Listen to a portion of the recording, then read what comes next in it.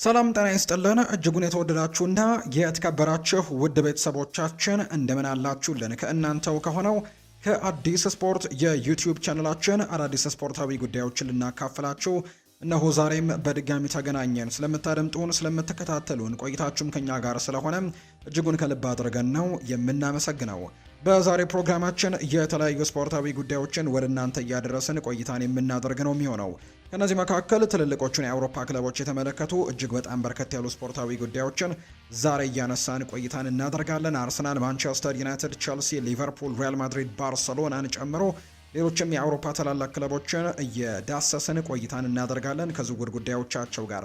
ከዛ ውጭ ግን የዓለም ዋንጫን የተመለከቱ በጣም በርከት ያሉ ስፖርታዊ ጉዳዮች ይነሳሉ። እነሱንም መረጃዎች እያነሳን ነው ቆይታን የምናደርገው። ፉአድ ባህሩ የዛሬውን ፕሮግራም እየመራው ከእናንተ ጋር ቆይታን አደርጋለሁ። ቪዲዮአችንን ላይክ፣ ቻናላችንን ሰብስክራይብ እያደረጋችሁ ቆይታችሁን ከኛ ጋር እንድታደርጉ ነው የአክብሮት ግብዣን ወደ እናንተም የማደርሰው። ከመሸጋገሪያ በኋላ በድጋሚ ተመልሰን የምንመጣ ይሆናል። አብራችሁኝ እንድትቆዩ በአክብሮት ጋበዝኳችሁ።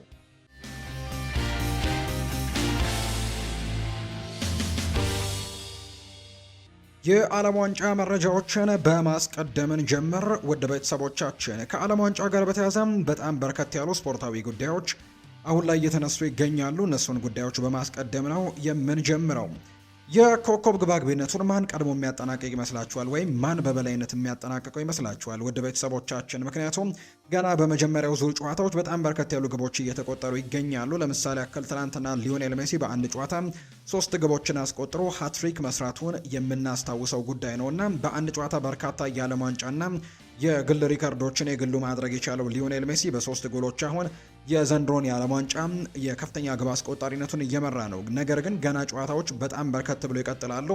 ነገር ግን ከወዲሁ ጎሎች እየተቆጠሩ ይገኛሉ። ከሊዮኔል ሜሲ በመቀጠል ኬሊያን ምባፔም እንዲሁ ትላንትና 2 ጎሎችን ያስቆጠረ ተጫዋች ነው። ኤርሊንግ ሃላንድም ትላንትና ኖርዌይ ኢራቅን ስታሸንፍ 4-1 በሆነ ውጤት 2 ግቦችን ማስቆጠሩን እናስታውሳለን። ጀርመን ኩራሳው ላይ 7-1 ስታሸንፍና 7 ግቦችን ስታስቆጠር ካይ ሃቨርትስ 2 ጎሎችን አስቆጥሯል። የስዊድኑ ተጫዋች ያሲን አየሪ እንዲሁ 2 ግቦችን ያስቆጠረ ሌላኛው ተጫዋች ነው። ኤልያሂ ጀስተም 2 ጎሎችን ማስቆጠር የቻለ ሌላኛው ተጫዋች ነውና እንድትሳተፉበት እናንተ በዚህ ዓለም ዋንጫ ውድድር ላይ ማን በርከት ያሉ ግቦችን አስቆጥሮ የሚያጠናቅቅ ይመስላችኋል? ሀሳብ አስቴቶቻችሁን ኮሜንት ቦክስ ላይ ልታጋሩ እንችላላችሁ።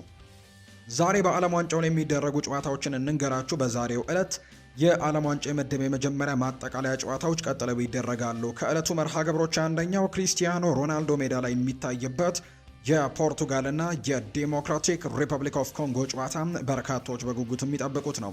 የ41 ዓመቱ ክሪስቲያኖ ሮናልዶ በውድድሩ ከግብ ጠባቂ ውጪ በዕድሜ ትልቁ ተጫዋች እንደሆነ ይታወቃል። በዚህ ውድድር ላይ ትልቁ ተጫዋች የሜክሲኮ ግብ ጠባቂ የሆነው ኦቹዋ እንደሆነ ይታወቃል። ነገር ግን ከግብ ጠባቂዎች ውጪ ካየነው ግን ክሪስቲያኖ ሮናልዶ በትልቅ እድሜ ነው ይህንን ተሳትፎ የሚያደርገው። በአሰልጣኝ ሮቤርቶ ማርቲኔዝ የሚወደደው ሮናልዶ አሁንም ለብሔራዊ ቡድኑ በጣም አስፈላጊው ተጫዋች እንደሆነ ይነገራል። ሮናልዶ ለፖርቱጋል 143 ጎሎችን ያስቆጠረ ሲሆን ሌሎች ተጫዋቾች ለሀገራቸው ካስቆጠሩት ግብም በ23 የበለጠ ነው። ሮናልዶ በጨዋታው ባለፉት ትልቅ የሀገራት ውድድሮች ጥሩ አልነበረም ለሚሉት ተቾችም አሁንም ጥሩ መሆኑን ለማሳየት ይጫወታል ተብሎ ይታሰባል። እንዲሁም ትልቁ የእሱ ተቀናቃይ ሊዮኔል ሜሲ ትላንትና ጥሩ ነገሮችን ማድረጉን ተከትሎ ሮናልዶ በዛ ደረጃ ለመንቀሳቀስም ወደ ሜዳ ይገባል ብለው በርካቶች በትልቁ ሀሳቦቻቸውን እየሰጡ ነው። ሌላኛው አይን የሳበው ተጫዋች ደግሞ የመጨረሻ የዓለም ዋንጫውን እያደረገ የሚገኘው ሉካ ሞድሪች ነው። ክሮኤሽያ የምትተማመንበት ኮከቧ ሉካ ሞድሪች በእንግሊዝ ጨዋታ በቋሚነት ይሰለፋል ተብሎ በርካቶች ይጠብቃሉ። የእንግሊዝና የክሮኤሽያ ጨዋታም የምድብ የመጀመሪያ ዙር መርሃ ግብሮችን አዝናኙ ጨዋታ ሊሆን እንደሚችል በርካቶች ይገምታሉ። የፖርቱጋልና የዲአርሲ ጨዋታ ምሽት 2 ሰዓት ላይ ይደረጋል። በአንጻሩ እንግሊዝና ክሮኤሽያ ምሽት 5 ሰዓት ላይ ጨዋታቸውን ያደርጋሉ። ዓላማችን ዋንጫን ማሸነፍ ነው ብለዋል ሃሪ ኬን ሲናገር። የእንግሊዝ ብሔራዊ ቡድን አምበል ሃሪ ኬን የዓለም ዋንጫውን ለማሸነፍ እየሰሩ መሆኑን ነው የተናገረው። ፍላጎታችን ዓለም ዋንጫውን ማሸነፍ ነው ያለው ሃሪ ኬን ዋናው ዓላማችን ይሄ ነው በማለትም ይናገራል። ያንን ማድረግ አስቸጋሪ እንደሆነ እናውቃለን፣ ነገር ግን ባለፉት ትልልቅ ውድድሮችም ቀጣይ ቀርበን ነበር ሲልም ነው ሃሪ ኬን የሚናገረው። ውድድሩ ጫናን ይዞ ቢመጣም ይሄ ዓመት ግን ከአዲስ አሰልጣኝ ቶማስ ቱሄል ጋር ተጫዋቾች በጣም በጥሩ መንፈስ የሚወዳደሩበት ውድድር ነው ሲልም ጭምር እንዲሁ ይናገራል። አሰልጣኝ ቶማስ ቱሄል እንግዲህ በእንግሊዝ ብሔራዊ ቡድን አንድ ውሳኔን ወስነዋል። የዓለም ዋንጫ መርሃ ግብራቸውን ዛሬ ምሽት ከክሮኤሽያ ጋር በማድረግ እንደሚጀምር ይታወቃል። ቡድኑ ግን ከምሽቱ ጨዋታ በኋላ በነገው ዕለት ደግሞ የአቋም መፈተሻ ጨዋታ እንደሚያደርጉ ነው አሰልጣኝ ቶማስ ቱሄል ይፋ ያደረጉት። መረጃው እውነት ነው ያሉት ቶማስ ቱሄል በዛሬው ጨዋታ ላይ የመሰለፍ እድልንና ብዙ ደቂቃዎችን ያልተጫወቱ ተጫዋቾች ለመጠቀም ማቀዳቸውን የተናገሩት በካንሳስ በዝግ የሚደረገው የአቋም መፈተሻ ጨዋታ ስብስባቸውን ለማየት እንደሚጠቀሙበትና ከዚህ ቀደም ተደጋጋሚ በዝግ የአቋም መፈተሻ ጨዋታ ማድረጋቸውን ነው የሚናገሩት። እንግሊዝ ቀጣይ የምድብ ሁለተኛ ጨዋታዋን በቀጣይ ማክሰኞ ነው ከጋና ብሔራዊ ቡድን ጋር የምታደርገው። ለዚህ ጨዋታ ደግሞ ሰኞ ወደ ቦስተን ቡድኑን ይዘው እንደሚጓዙ ጭምር ነው ይፋ እየተደረገ እንደሚገኝ የመረጃ ምንጮቹ ይፋ ያደረጉት። ሊዮኔል ሜሲ ምን ማለት ይቻላል እሱ ለሱ ቃላት የለንም ሲሉ ይናገራሉ አሰልጣኝ ሊዮኔል ስካሎኒ። ከዓለም ዋንጫ ድላቸው በኋላ በሰጡት አስተያየትም ኮከባቸው ሊዮኔል ሜሲን አወድሰውታል። ቃላት የለኝም ሲሉ ነው አሰልጣኝ ሊዮኔል ስካሎኒ ከጨዋታ በኋላም ከኮከባቸው ጋር ያለውን ነገር የገለጹበት ቃል። ስለ ሜሲ ብቃት በቃላት መናገር ፍትሐዊ አይሆንም፣ እሱ የማይታመን ተጫዋች ነው በማለትም ጭምር ይናገራሉ። መላው ዓለም ሜሲን ማየት እንደሚፈልግ የገለጹት አሰልጣኙ አርጀንቲናውያን ብቻ ሳይሆኑ መላው የእግር ኳስ አፍቃሪ ሜሲን ማየት ይፈልጋል ሲልም ነው የተናገረው። አሰልጣኝ ሊዮኔል ስካሎኒም በተጨማሪ ሜሲ ምርጡ ተጫዋች መሆን እስከፈለገበት ድረስም መጫወት ብቻ ነው የሚጠበቅበት፣ ሁሌም ምርጡ ሆኖ ይቀጥላል ሲልም ይናገራል። በጥሩ አቋም ላይ እንደሆንኩኝ ይሰማኛል ብሏል ሊዮኔል ሜሲም ከትናንትናው ጨዋታ በኋላ ሲናገር፣ ሌሊት ላይ ከተደረገው ጨዋታ በኋላ የዓለም ዋንጫ የምንጊዜም ከፍተኛ ግብ አስቆጣሪው ሜሲ ከድሉ በኋላ በጥሩ አቋም ላይ ይገኛለሁ ሲልም ጭምር የተደመጠው። ስድስተኛ የዓለም ዋንጫውን እያደረገ የሚገኘው ሜሲ በጥሩ አቋም ላይ እንደሆንኩኝ ይሰማኛል፣ ውድድሩን በድል መጀመራችን አስፈላጊ ነገር ነው ሲል ይናገራል። በእግር ኳስ ዘመኔ ደስተኛ ነኝ፣ ባሉን የቡድን ስብስብና የቡድን አጋሮቼ በጣም ደስተኛ ነኝ፣ ከነሱ ጋር እያንዳንዱን ጊዜ አስደሳች ነው ሲል ሊዮኔል ሜሲ ጨምሮ ይናገራል። ለደጋፊዎች ያለውን ምስጋና ሲያቀርብም ዛሬ ባያችሁት ነገር ደስተኞች ናችሁ ብዬ አስባለሁ፣ በተደጋጋሚ ላመሰግናችሁ እወዳለሁ ሲል ጭምር ነው የተናገረው። ሊዮኔል ሜሲ ሪካርዶቹን አያውቃቸውም ያለው ደግሞ ዴፖል ነው። የሊዮኔል ሜሲ የቅርብ ጓደኛ እንደሆነ የሚነገርለት ሮድሪጎ ዴፖል ሜሲ ለሪካርዶች አይጨነቅም ሲል ከጨዋታው በኋላ ይናገራል። ከጨዋታው መጠናቀቅ በኋላ ከሜሲ ጋር ሲቀላለዱ እንደነበር የገለጸው ዴፖል አብዛኛውን ሪካርዶቹን ሜሲ አያውቃቸውም ሲል ይናገራል። አያይዞም እውነቴን ነው የምላችሁ ሜሲ ለግል ክብሮች አይጨነቅም፣ ነገር ግን ሲያሳካቸው ግን እመለከታለሁ ሲል ነው የቡድን አጋሩን ያወደሰው። ኤርሊንግ ሃላንድ ይናገራል። ከዚህ የተሻለ መሆን አለብን ብሏል። ሌሊት ላይ ጨዋታውን አሸንፈው እንደነበር ይታወሳል። በዓለም ዋንጫ የመጀመሪያ ጎሉን ለሀገሩ ኖርዌይ 4-1 ኢራቅን ስታሸንፍ ያስቆጠረው ሃላንድ ቡድናቸው ከዚህ የተሻለ መሆን እንዳለበት ነው የሚጠቁመው። የኖርዌይ ብሔራዊ ቡድን በዓለም ዋንጫ ተሳትፏቸው 4 ጎሎችን አስቆጥረው ሲያሸንፉ ለመጀመሪያ ጊዜ ነው። ቀጣይ ጨዋታዎች ከባድ ይሆናሉ ያለው ሃላንድ ከዚህ የተሻለ እንቅስቃሴን ማድረግ አለብን ሲል ነው አስቴቱን የሰጠው። ምድቧን በበላይነት እየመራች የምትገኘው ኖርዌይ በቀጣይ ከሴኔጋላቸው ጋር ጨዋታቸውን ያደርጋሉ። ኤርሊንግ ብራውት ሃላንድ በመጀመሪያው የዓለም ዋንጫ ጨዋታ 2 ጎሎችን በማስቆጠር ከወዲሁም ለኮከብ ግባግቢነትም እየተፎካከረ ነው የሚገኘው። የሀገረ ፈረንሳይ ፕሬዝዳንት የሆኑት ኢማኑኤል ማክሮ ብሔራዊ ቡድናቸው ካሳካው ድል በኋላ የድጋፍ መልእክታቸውን አስተላልፈውለታል። እግር ኳስ ወዳድ እንደሆኑ ይታወቃል። ኢማኑኤል ማክሮን በርከት ያሉ ሀሳቦችን አጋርተዋል። ስኬታማ ጅማሮ ነው፣ በርቱ ሲሉ እንግዲህ ፕሬዝደንቱ ይናገራሉ። የፍጻሜ ጨዋታችሁን ለመመልከት ሐምሌ 12 ከጎናችሁ እገኛለሁ ሲሉም ነው ኢማኑኤል ማክሮን የሚናገሩት። ለዋንጫው ትልቅ ግምት ከተሰጣቸው ሀገራት መካከል አንዷ የሆነችው ፈረንሳይ ውድድሯን ሴኔጋልን 3-1 በመርታት ትናንትና መጀመሪያ ይታወሳል። ፕሬዝደንት ኢማኑኤል ማክሮን በእርግጠኝነት ለዋንጫው እንገናኛለን ሲሉ ጭምር የተናገሩት። ሴኔጋልና ፈረንሳይ የአፍሪካ ሀገራት ናቸው ያለው ደግሞ ጋዜጠኛም በጣም ትልቅ ትችቶች እየደረሰበት ነው። አርጀንቲናዊው የጨዋታ አስተላላፊ ኮሜንታተር በሰጡ አስተያየት ምክንያትም ከፈረንሳይ መገናኛ ብዙሃን በጣም ትልቅ ተቃውሞ እየደረሰ ነው። ዳይሬክቲቪ ስፖርት የተባለው ኮሜንታተር በዛ ላይ የሚሰራው ኮሜንታተርም የፈረንሳይና ሴኔጋል ጨዋታን ሲያስተላልፍ የሰጡ አስተያየት ቁጣን ቀስቅሶበታል። የጨዋታው አስተላላፊው በሰጡ አስተያየትም ሴኔጋልና ፈረንሳይ የአፍሪካ ሀገራት ናቸው ብሎ ነበር። የሴኔጋል ፖለቲከኛ ኡስማን ሶንኮ ከቀናት በፊት ጨዋታውን ማንም ቢያሸንፍ የአፍሪካ ቡድን ያሸነፈው ብዬ ነው መወስደው ሲሉ ተናግረው እንደነበረም የምናስታውሰው ጉዳይ ነው። ሜዳ ተብሎ ሊጠራ አይገባም ያለው ደግሞ አድሪያን ራቢዮ ነው። የፈረንሳይ ብሔራዊ ቡድን ተጫዋች የሆነው አድሪያን ራቢዮ የግዙፉን ሜት ላይፍ ስቴዲየም መጫወቻ ሜዳን ተችቶታል። ሜዳ ተብሎ ስለመጠራቱ እንኳን እርግጠኛ አይደለሁም ያለው ራቢዮ በጣም ከባድና ደረቅ ሰው ሰራሽ ሳር ነው ሲልም ይናገራል። አክሎም ነገር ግን ሁኔታው ለሁሉም ቡድኖች ተመሳሳይ ስለሆነ እንላመደዋለን ሲል ነው አስቴቱን የሰጠው። የመጫወቻ ሜዳው ከፈረንሳይና ሴኔጋል ጨዋታ በፊት ቅሬታ ሲቀርብበት እንደነበርም ጭምር የተናገረ ነው። በዓለም ዋንጫው አነጋጋሪ ከነበሩ ተጫዋቾች አንደኛውና ቀዳሚው የኬፕ ቨርድ የ40 ዓመቱ ግብ ጠባቂ ቮሲኒሃ ይገኝበታል።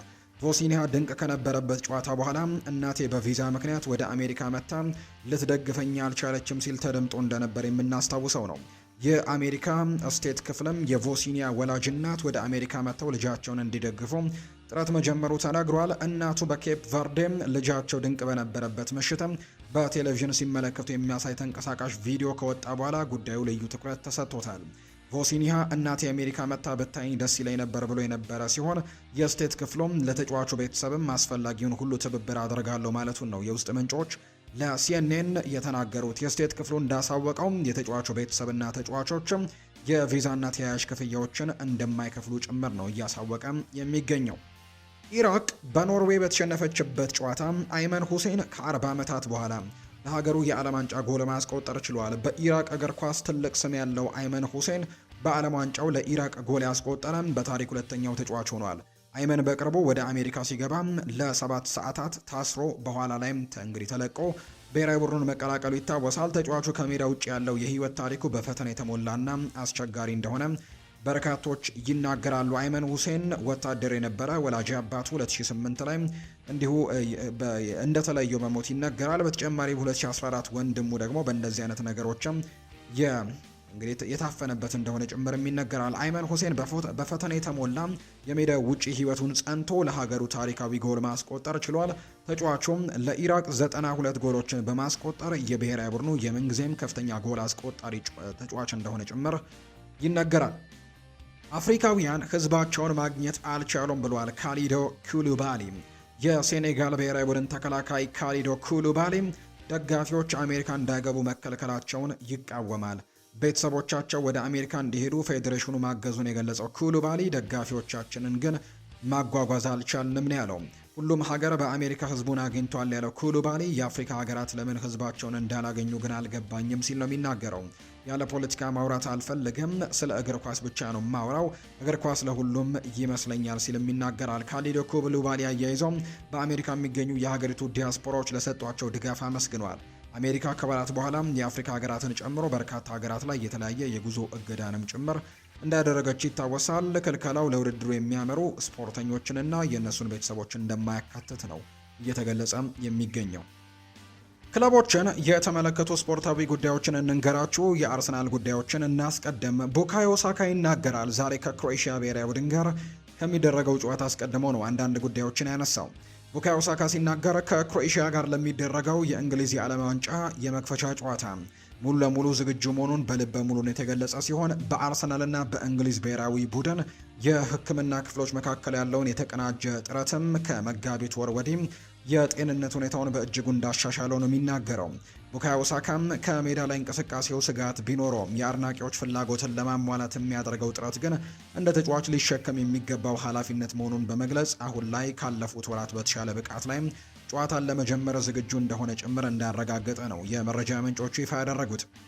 ሁሊያን አልቫሬዝ ለሽያጭ አልቀረበም ተብሏል። እንደ ዘገባዎች ከሆነ የአትሌቲኮ ማድሪድ ዋና ስራ አስፈጻሚ ጊል ማሪን የባርሴሎናው ፕሬዝዳንት ዮሃን ላፖርትን በአካል አግኝተው አርጀንቲናዊ አጥቂም በዚህ ክረምት በጭራሽ የሚሸጥ አይነት ተጫዋች እንዳልሆነም ተናግረዋል የሚል መረጃ ነው በትልቁ እየወጣ የሚገኘው። ሆኖም ግን ዘገባው አክሎም እንደተገለጸው አትሌቲኮ ማድሪድ ከአርሰናል ጋር ሊያካትት የሚችል አንድ ስምምነት አቅርበው ነበር።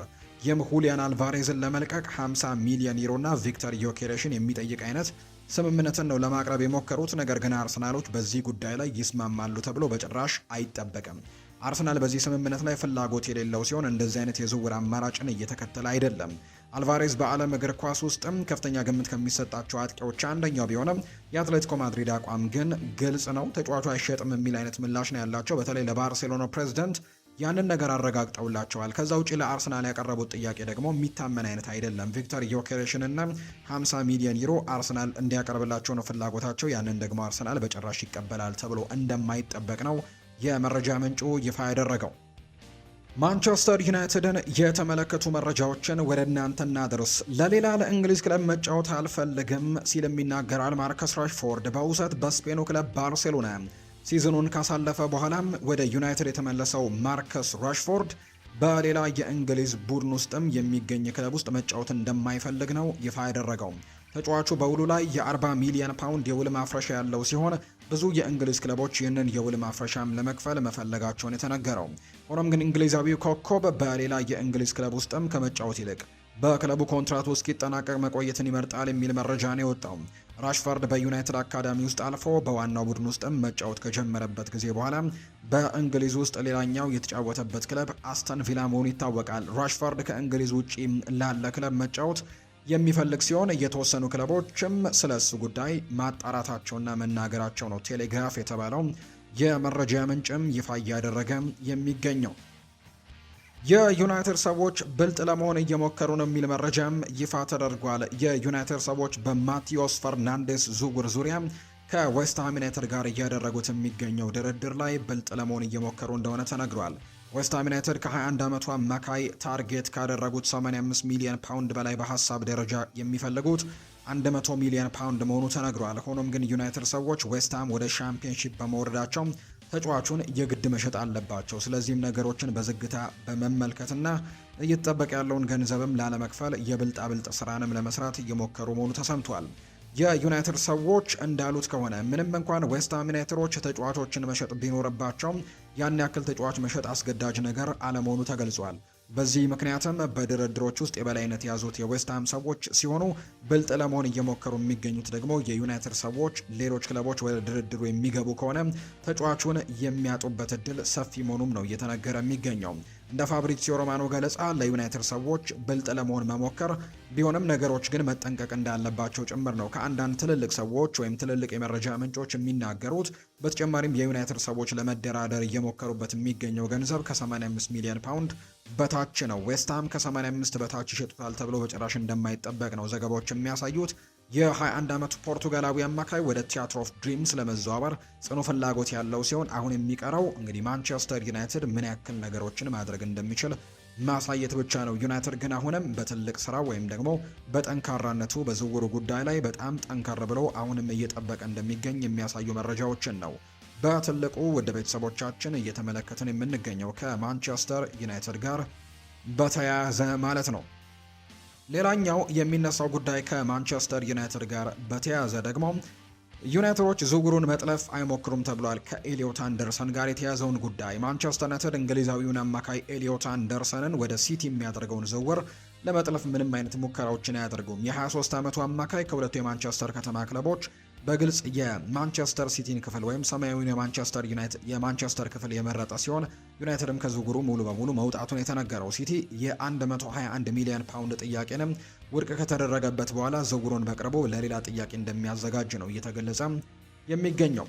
ማንቸስተር ዩናይትድ ለአማካይ ክፍሉ ይፈልጋቸው ከነበሩ ተጫዋቾች መካከል የ26 ዓመቱ አማካይ ሳንድሮ ቶናሊ ቢሆንም ዝውውሩ ውድ ነበር ብለው ከዝውውሩ መውጣታቸው ይታወሳል። አሁን በወጣ መረጃ የሳንድሮ ቶናሊ ዝውውር እነ ጄሰን ዊልኮክስ እንደሚሉት ያን ያክል ባለው የዝውውር ገበያ ዋጋው አንጻር ውድ አለመሆኑን ነው የሚነገረው። ቶተናም በይፋም ከኒውካስል ዩናይትድ ጋር ድርድር የጀመረ ሲሆን መረጃዎች እንደሚጠቁሙት ዝውውሩ ከ80 ሚሊዮን ፓውንድ እስከ 100 ሚሊዮን ፓውንድ ባለ የዋጋ ሬንጅ ላይ ሊሆን እንደሚችል ነው የሚነገረው።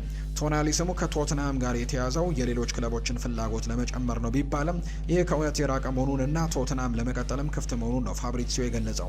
አሁን ላይ በቶናሊ ዝውውር ፉክክር ውስጥ የሚገኙት ሲቲ፣ ቶትንሃም እና አርሰናል ብቻ ናቸው። ዩናይትድ ሙሉ ለሙሉ ከዝውውሩ እንደወጣ ይነገራል። ለዚህም ትልቁ ምክንያት ሳንድሮ ቶናሊ እንደ ኤሊዮት አንደርሰን የሚጠይቀው የ250 ሺህ ሳምንታዊ ደሞዝ እንደሆነ ነው የሚነገረው። የአውሮፓ ቻምፒየንስ ሊግ ተሳትፎን ያገኘው ዩናይትድ ቶናሊን ለማዛወር ለመክፈል ውድ ነው ያለውን ዋጋ በሊጉ መቆየቱን በመጨረሻ ሰዓት ያረጋገጠው ቶተንሃም ሊከፍል መሆኑ በደጋፊው ዘንድም ትንሽ ግርታን መፍጠሩ ነው አንዳንድ የመረጃ ምንጮች እየተናገሩ የሚገኙት። ማይክል ካሪክ በይፋ ዋነኛ የዝውውር እቅዳችን አማካይ ነው ሲሉ ተናግረዋል። የማንቸስተር ዩናይትድ ዋና አሰልጣኝ ማይክል ካሪክ በዚህ የዝውውር መስኮት ስለ ክለቡ ዋነኛ የዝውውር እቅድ ሲጠየቅ የመሀል ክፍሉን ማጠናከር ነው ዋነኛው ዓላማችን ሲል ይናገራል። ጠንካራ የመሀል አማካይ ክፍልን መያዝ እጅግ አስፈላጊው ነገር ነው ያለው ካሪክ፣ በዛ ላይ ደግሞ ከፊት መስመር ጠንካራ መሆን አስፈላጊ ነገር ነው። እኛ ደግሞ በዛ ላይ በእርግጠኝነት እንሰራበታለን ያለው ወደ አእምሮ የሚመጣው አሸናፊና ውብ እግር ኳስን የሚጫወት ቡድንን መስራት ነው። እዚያ ግብ ላይ ለመድረስ የሚያስችሉ ብዙ መንገዶች ያሉ፣ የኛ ዓላማ አሸናፊና ማራኪ እግር ኳስን መጫወት የሚችል ቡድን መገንባት ነው። ለተመልካች አጓጊ ጨዋታን የሚጫወት ቡድን በተግባር የማሳየት ኃላፊነትም አለብን ሲል ነው ማይክል ካሪክ የሚናገረው። ለአዲሱ የውድድር ዘመን ብሩህ ተስፋ አለኝ። ሙሉ በሙሉ ባለፈው ዓመት ከ17 ጨዋታዎችም 12ቱን በማሸነፍ ጥሩ እንቅስቃሴን አድርገናል ብሏል። ከራትክሊፍ ጋር ያለኝ ግንኙነትም ዝም ብለን እንነጋገራለን ሲልም የተናገረው። በተለያዩ ጉዳዮች ላይም ብዙ ጊዜ የኔን አስተያየት ይጠይቀኛል። ስለ ተጫዋቾች፣ ስለ ክለቡና ያሉ ደግሞ የተለመዱ ውይይቶች ናቸው። ዝም ብለን ሀሳቦችን እንለዋወጣለን። ይህ ሁሉ ብዙዎችን ከሚያስቡት የተለየ ነው። እውነቱን ለመናገር እሱ ለእኔ በጣም ጥሩ አመለካከት አለው። የመንቀሳቀስ ነጻነትን ይሰጠኛል፣ ያምነኛል፣ እንዲሁም ስራዬን በሰላም እንድሰራ ያስችለኛል ሲል ነው ማይክል ካሪክ ጨምሮ ሀሳቡን እየሰጠ የሚገኘው። የቸልሲን ጉዳዮች ደግሞ ውድ ቤተሰቦቻችን ወደ እናንተ እናድርስ። ቸልሲ በዚህ የዝውውር ገበያ የቡድኑን ጥራት በቀጥታ ሊያሳድጉ የሚችሉ 2 ወይም 3 ተጫዋቾችን ለማስፈረም እየሰራ ነው። የክለቡ ዋና ዓላማ በመጀመሪያው 11 ውስጥ ወዲያውኑ ቦታ ሊይዙ የሚችሉ ተጫዋቾችን ማምጣት እንደሆነ ይፋ ተደርጓል። ክለቡ ለማርኮ ኮሬያ አማራጮችን ለማግኘት እየፈለገ ነው። ነገር ግን የሚመጣው ተጫዋች በአንድ ቦታ ላይ ብቻ ሳይሆን በብዙ ቦታዎች መጫወት የሚችል ቨርሳታይል ተጫዋችን ነው ማምጣት የሚፈልጉት። የስትራስቡርጉ ተጫዋች የሆነው ቫለንቲን ባርኮ ይህ መገለጫን የሚያሟላ ተጫዋች ነው። ባርኮ በግራ ተከላካይነት፣ በዊንግ ባክነትና በመሃል ሜዳም መጫወት የሚችል አይነት ተጫዋች ነው። ቸልሲ ተጨማሪ የመሃል ተከላካዮችን እንዲሁም ደግሞ በተለያዩ የአጥቂ ቦታዎች ላይ መጫወት የሚችል አጥቂ ለማስፈረምን ፍላጎት አለው። ለዚህ ቦታ ደግሞ የአስተን ቪላውን ኮከብ ሞርጋን ሮጀርስ ከዋና ኢላማዎቹ መካከል አንደኛው እንደሆነ እየተነገረ ነው። ሆኖም ቸልሲ ተጫዋቹን ለማስፈረም ከፍተኛ ፉክክር እንደሚጠብቀው ነው በርካቶች የሚያነሱት። ቀጣይ ዝውውሮች ለክለቡ የሚወጡ ተጫዋቾች ማን እንደሆኑ ምትክ ያስፈልጋቸዋል ወይስ አያስፈልጋቸውም የሚለው በደንብ የሚታይ ነው። አዲሱ አሰልጣኝ ቻቪ አሎንዞ በቸልሲ ወደፊት እቅድ ውስጥም ያሉ ተጫዋቾችን ብቻ ለማሰልጠን ፍላጎት አለው። በእቅድ ውስጥ የሌሉ ተጫዋቾችን ከዋናው ቡድን ተለይተው ሊሰሩ ይችላሉ ተብሏል። እነ ጄሚ ባይኖ ጌቲያንስ እና ዳሪዮ ኢሶጉ ለ2026/27 የውድድር ዘመን የቸልሲ እቅድ ውስጥ በግልጽ ሁኔታ የተካተቱ ተጫዋቾች ናቸው። ኒኮላ ጃክሰን በግራ ክንፍም ሆነ በመሃል አጥቂነት መጫወት ስለሚችል በክለቡ የመቆየት እድሉ አለው። በሌላ በኩል ሊያም ዴላፕ ከብዙ የፕሪሚየር ሊግ ክለቦች ፍላጎት እንዳለው ነው የተነገረው። በውሰት ከነበሩ ተጫዋቾች መካከል አክሰል ዲሳሲ፣ ታይሪክ ጆርጅ እና ዴቪድ ዳተር ፎፋና በቋሚነት ክለቡን ይለቃሉ። ኤቨርተን እንዲሁ ታይሪክ ጆርጅን በቋሚነት የመግዛት አማራጭ አለው። በተጨማሪም ሌሎች ክለቦችም አካዳሚው ተመራቂዎችን ለማስፈረም ፍላጎት እንዳላቸው ነው የተነገረው። ቸልሲ ለአውሮፓ ውድድሮች ማለፍ ባለመቻሉ በዚህ የዝውውር መስኮት ብዙ ተጫዋቾችን ለማስፈረም አያስብም። ክለቡ የዝውውር ወጪን በጥንቃቄ ለመቆጣጠርና የቡድኑን ስብስብ በትክክል ለማስተካከል እየሰራ ነው። ከብዛት ይልቅ በጥራት ላይ ትኩረቶችን በማድረግ በቀጥታ የመጀመሪያው ቡድን ተጽዕኖን የሚያሳድሩ ተጫዋቾችን ይፈልጋል ተብሏል። የቸልሲ ቀጣይ እንቅስቃሴዎች ከክለቡ የሚለቁ ተጫዋቾች ብዛትና በቦታው ምትክ ላይ ተጫዋቾችን ስለማስፈረም ነው ይለናል የመረጃ ምንጮች እንደሚናገሩት ከሆነ ጂኦቫኒ ክዌንዳ በሚቀጥለው የውድድር ዘመን ልምድ ለማግኘት በውሰት ከመሄድ ይልቅ በቸልሲ የመጀመሪያ ቡድን ውስጥ መቆየት ነው። የጂኦቫኒ ክዌንዳ አስተሳሰብን የሚያውቁ ሰዎች ከቻቪ አሎንዞ ጋርም ለመስራት እንደጓጓ የሚያሳይ ነው። እናም የክረምት ረፍቱን ከጥቂት ቀናት በፊትም በግል ስልጠና እያዘጋጀ በመሆኑ ለቅድመ ውድድር ዘመን ቡድኑን መልሶ ለመቀላቀልም እቅድ እንዳለው ነው ዘ አትሌቲክ የተባለው የመረጃ ምንጭ መረጃውን ይፋ እያደረገ እንደሚገኝ የመረጃ ምንጮቹ የጠቆሙት። የተወደዳችሁና የተከበራችሁ ቤተሰቦቻችን ለዛሬ ያዝንላችሁ አዳዲስ ስፖርታዊ ጉዳዮቻችን እነዚህን ይመስላሉ። ስላደመጣችሁን፣ ስለተከታተላችሁን ቆይታችሁም ከኛ ጋር ስለነበረ እጅግ ከልብ አድርገን ነው የምናመሰግነው። ፉአድ ባህሩ የዛሬውን ፕሮግራም እየመራው ከእናንተ ጋር ቆይታን አድርጌያለሁ። የተለያዩ ርዕሰ ጉዳዮችን የምናካፍልበት ሌሎች ፕሮግራሞችን በቀጣይ ይዘን የምንመጣ ይሆናል። ለዛሬ ግን ስላደመጣችሁኝ፣ ስለተከታተላችሁኝ ቆይታችሁ በሙሉ ከኛ ጋርም ስለነበር ከልብ አድርጌ አመሰገንኩኝ። በቀጣይ ፕሮግራሞቻችን ሌሎች ስፖርታዊ ጉዳዮችን፣ ሌሎች አዳዲስ መረጃዎችን አካተን በድጋሚ የምንገናኘውን አልፎ አርባሮ ይህንን ፕሮግራም እየመራው ቆይታን አድርግ ያለው። በቀጣይ ፕሮግራሞቻችን እንገናኛለን። መልካም ጊዜ፣ መልካም ምሽት እንዲሆንላችሁም ነው በአክብሮት የምመኘው።